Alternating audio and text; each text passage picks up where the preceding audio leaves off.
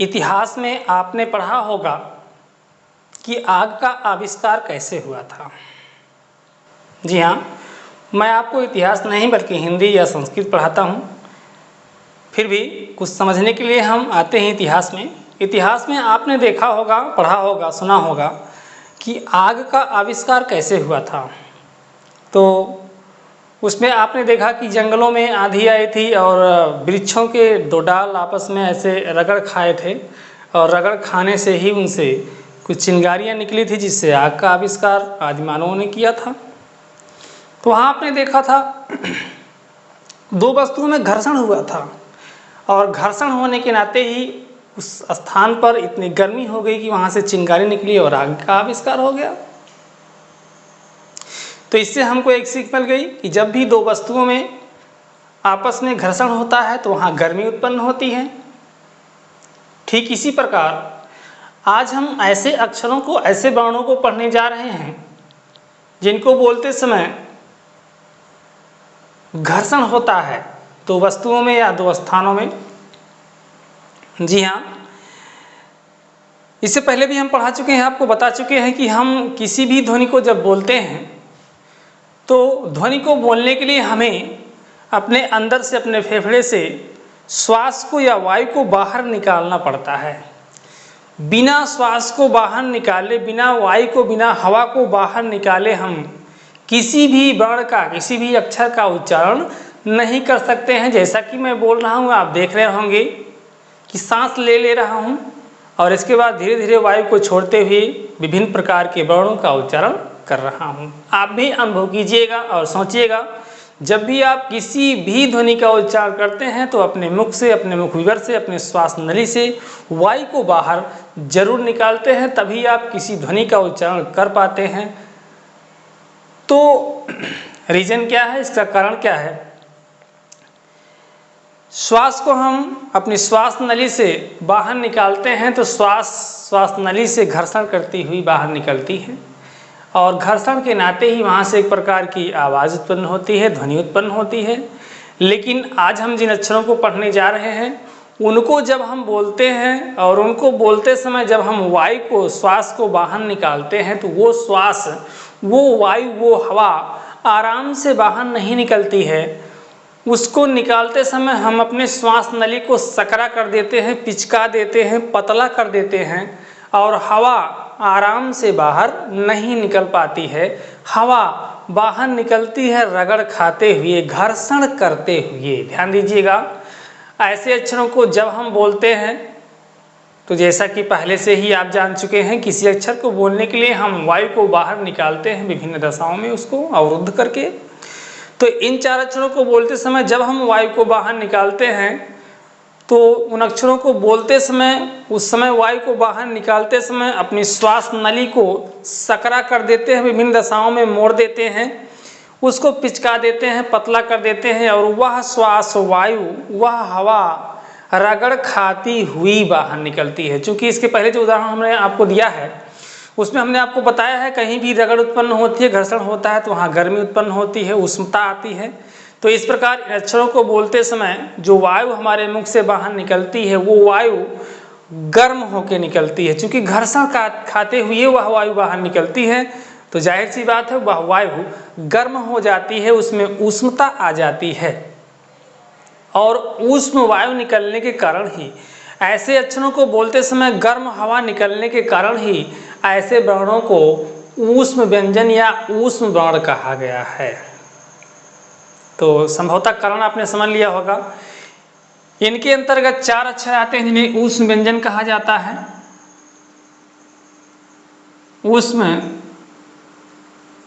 व्यंजन चार हैं, जिसमें आपका बड़ा सा, खष्टिसा, छोटा सा और हा, ये चार वर्ण आते हैं। ये चार वर्ण आपके ऊष्म वर्ण कहे जाते हैं। क्यों इनको कहा जाता है तो उसको आपने बहुत ही अच्छी तरीके से समझ लिया, सुन लिया, जान लिया। इनको जब भी हम बोलते हैं शा, तो वायु घर्षण करती हुई बाहर निकलती है और गर्म वायु, इतनी गर्म नहीं मित्रों कि आप उसको देख लें हाँ जल गया आपका हाथ, इतना गर्म नहीं, अनुभव करने वाली बात है। और अन्य बाणों को बोलते समय उतनी गर्म वायु नहीं निकलती है जितनी गर्म वायु इन बाणों को बोलते समय निकलती है। खष्टी सा को बोलेंगे, सा को बोलेंगे या फिर हा को बोलेंगे। इन अक्षरों को बोलते समय हमारे मुख से गर्म वायु निकलती है। क्यों वायु गर्म हो जाती है? तो घर्षण करती हुई वायु बाहर निकलती है और इसीलिए इन अक्षरों को ऊष्म वर्ण या ऊष्म व्यंजन कहा गया है। संस्कृत में बात करते हैं तो इन के लिए एक शब्दावली बनाई गई है, एक सूत्र बनाया गया, इनको कहा गया है शल ऊष्माणा। ध्यान दीजिएगा, ये कोई बहुत नई बात नहीं है, बहुत ही आसान सी भाषा में आपसे कह दिया गया है शल ऊष्माणा या फिर शले ऊष्माणा या फिर शलो ऊष्माणा, ऐसा कुछ भी आपसे कहा जा सकता है। तो सल ऊष्माणा, ऊष्माणा मीन्स ऊष्माण है यानी ऊष्म है, क्या है? सल है। इन ऊष्म व्यंजनों को सल कह दिया गया है, सल ही ऊष्म व्यंजन है। इनको संस्कृत में आप स स श हा ना कह के सल कह सकते हैं और सल ही क्या होता है? ऊष्म व्यंजन होता है। अच्छा, सल क्या है? आइए सल को समझ लेते हैं विस्तार से कि क्यों इन 4 अक्षरों को सल कहा गया, क्यों और अक्षरों को सल नहीं कहा गया। तो ध्यान देते हैं हम संस्कृत में माहेश्वर सूत्र पर। मैं पुनः बताना चाहूँगा, संस्कृत में अगर आप व्याकरण में कुछ पढ़ना चाहते हैं, कुछ जानना चाहते हैं, तो जरूरी है आपको 14 माहेश्वर सूत्र याद हो, इनकी समझ हो। माहेश्वर सूत्र अगर आपने नहीं पढ़ा है तो इसका स्पेशल वीडियो बना है, प्लेलिस्ट बना हुआ है, वहाँ से आप देख लीजिएगा। इसका पूरा इतिहास कैसे क्या था, क्यों बना, किसने बनाया। तो फिलहाल आज हम देखते हैं इन 14 माहेश्वर सूत्रों को और समझते हैं कि क्यों इन 4 अक्षरों को सल कह दिया गया है। तो 14 जो आपके माहेश्वर सूत्र हैं, उनमें पहला जो माहेश्वर सूत्र है वो आयुड़ है। ये मित्रों कुछ और नहीं है बल्कि आपके वर्णमाला के अक्षर हैं, हिंदी वर्णमाला के वही अक्षर हैं। हिंदी में उनका कुछ और क्रम है, छोटा बड़ा, छोटी बड़ी, छोटाऊ बड़ाऊ है, का ख ग घ ङ है।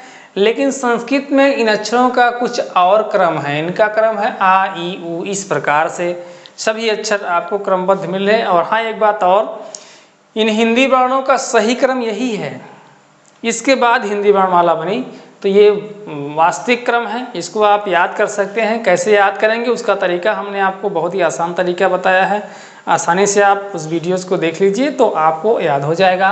तो पहला सूत्र आयुड़ है, दूसरा सूत्र रील रिख है और तीसरा सूत्र एवं,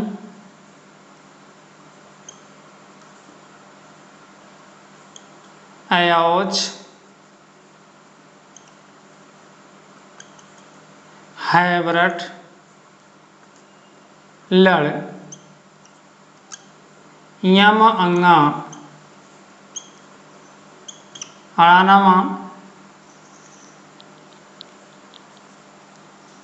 झाभा, इया, घाढ़ा, धस,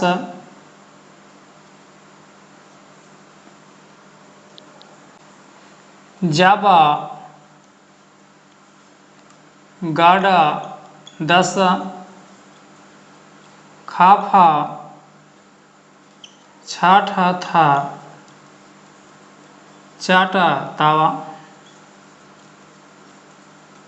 कपय, शशर,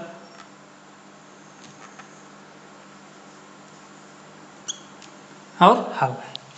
ये हिंदी वर्णमाला के ही अक्षर हैं, कोई नए अक्षर नहीं है, नए ध्वनियाँ नहीं हैं। ये संस्कृत में इसको माहेश्वर सूत्र कहा जाता है, आपने पहले भी पढ़ा होगा। माहेश्वर क्यों कहा जाता है? क्योंकि माहेश्वर जी ने ही इस सूत्र को दिया था। तो ये आपके 14 माहेश्वर सूत्र हैं संस्कृत। यदि आपको पढ़ना है, संस्कृत व्याकरण में कुछ भी जानना है, तो सबसे पहले आपको इसको समझना होगा, इसको याद करना होगा। इसको कैसे समझेंगे, कैसे याद करेंगे, उसका फार्मूला, उसका ट्रिक, उसका तरीका आपको बताया गया है। प्लेलिस्ट में जा करके माहेश्वर सूत्र के सभी भागों को आप देख सकते हैं। तो बात करते हैं कि इनको सल क्यों कहा गया और इनके लिए क्यों सूत्र बना दिया गया, सल ऊष्माणा। तो मित्रों सल जो है वो एक प्रत्याहार है, ये सल जो है एक प्रत्याहार है। संस्कृत में प्रत्याहार जो होता है वो हमेशा केवल 2 अक्षरों का होता है। कैसे बनाते हैं, कैसे समझते हैं, इसका भी वीडियो बनाया जा चुका है, उसको आप देख लीजिएगा। तो सल एक प्रत्याहार है, उस प्रत्याहार को ऊष्माणा यानी ऊष्म व्यंजन कह दिया गया है। सल प्रत्याहार के अंतर्गत कितने अक्षर आते हैं उसको निकालने के लिए इसमें है सूत्र में दोनों अक्षरों को हम ढूंढते हैं। कोई भी प्रत्याहार हुआ उसको निकालने के लिए उसके दोनों अक्षरों को हम ऐसा सूत्र में ढूंढते हैं। तो सबसे पहले सा को ढूंढते हैं, तो शुरू से हम ढूंढना शुरू करते हैं और हमको सा जो है वो ढूंढते ढूंढते यहाँ पर मिलता है। यहाँ पर ये हलंत वाला नहीं लेना है, हलंत वाला सा है, इसको नहीं हमको लेना होता है। इसको आप देख लीजिएगा, पहले की वीडियो में बताया गया है। तो यहाँ पर हमको बड़ा सा मिला और बड़ा सा जब मिल जाए पहला अक्षर तो दूसरा अक्षर ढूंढते हैं और ला हमको यहाँ लास्ट में मिलता है। इतना काम करने के बाद शुरू से लेकर अंतिम तक के अक्षरों को लिख लेते हैं। तो यहाँ शुरू करते हैं, ससर है, सा सा सा र, और इसको भी लिखते हैं तो हा और ला। इस प्रकार लिखने के बाद मित्रों प्रत्याहार निकालने का ही तरीका है, उस अक्षर को ढूंढते हैं दोनों को और शुरू से अंतिम तक सभी अक्षरों को लिख लेते हैं। अब इन हलंत युक्त वर्णों को हम गायब करते हैं। ये इत संज्ञक वर्ण होते हैं, इनकी इत संज्ञा होती है। इत संज्ञक वर्ण किसे कहते हैं, इत संज्ञा क्या होती है, क्यों इनको गायब कर दिया जाता है, इसको विस्तार से आपको समझाया गया है, प्लेलिस्ट में देख लीजिएगा। तो इन हलंत वाले अक्षरों को हम गायब करते हैं और इनको गायब करने के बाद हमको उस प्रत्याहार का सभी अक्षर मिल जाता है। तो आप देख रहे हैं इसमें आपको 4 अक्षर मिला, तीनों सा और हा, और यहाँ भी आपका वही 4 अक्षर है, तीनों सा और हा। तो इसलिए इन अक्षरों को सल कहा गया है, क्योंकि सल प्रत्याहार के अंतर्गत यही 4 अक्षर आते हैं, यही 4 अक्षर आते हैं, इसलिए इनको सल कह दिया गया है। संस्कृत में प्रत्याहार क्यों बनाया गया, ढेर सारे अक्षरों को 2 अक्षरों के माध्यम से कह देना, विभिन्न वर्ण समुदायों को एक कर देना, छोटा कर देना, 2 अक्षरों से व्यक्त कर देना है ही प्रत्याहार का काम है, इसीलिए प्रत्याहार बनाया गया। तो सल में 4 अक्षर आते हैं, इसलिए सल को ऊष्माणा कहा गया, सल को ऊष्म कहा गया, और एक सूत्र आपका बन गया सल ऊष्माणा, यानी सल जो है वो ऊष्म व्यंजन है, सल ऊष्म है। तो इस वीडियो में हम लोगों ने जाना कि ऊष्म व्यंजन क्या होता है। ऊष्म व्यंजन 4 होता है, सल ऊष्माणा, सल के जो 4 व्यंजन है वही ऊष्म व्यंजन होते हैं। बात करते हैं इस टॉपिक की कि परीक्षा के लिए कितना महत्वपूर्ण है। तो परीक्षा के लिए ये बहुत ही अधिक महत्वपूर्ण है। अभी हाल ही में पिछली कुछ परीक्षाओं में, टेट की परीक्षाओं में या फिर ऐसी तमाम परीक्षाएं हुई हैं जिनमें संस्कृत विषय को शामिल किया गया है, तो उन सभी परीक्षाओं में इस क्वेश्चन को पूछा गया है। हाल ही में टेट की परीक्षा में पूछा गया है ऊष्म व्यंजन कितने होते हैं, क्या होते हैं, कौन से व्यंजन ऊष्म कहलाते हैं।